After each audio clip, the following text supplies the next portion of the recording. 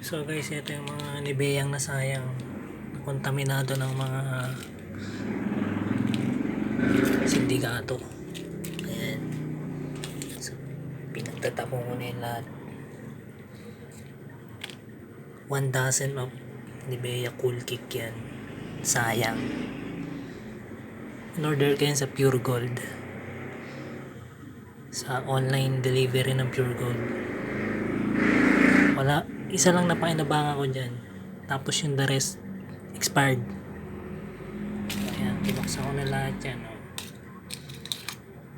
Yung Nivea Cool Kick na mabaho. Sobrang asim sa kiligili niyan. Matatanong nyo.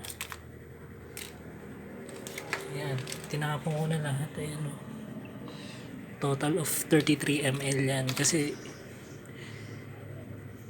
3 ml yung isa. So, times 11, 33.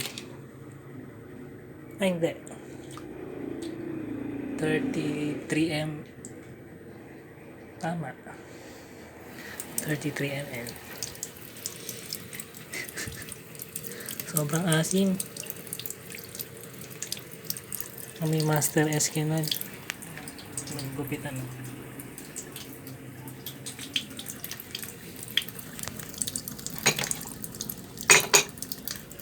Sayang, di ba? Sayang. Kasi online ko siya sa online delivery ng Pure Gold.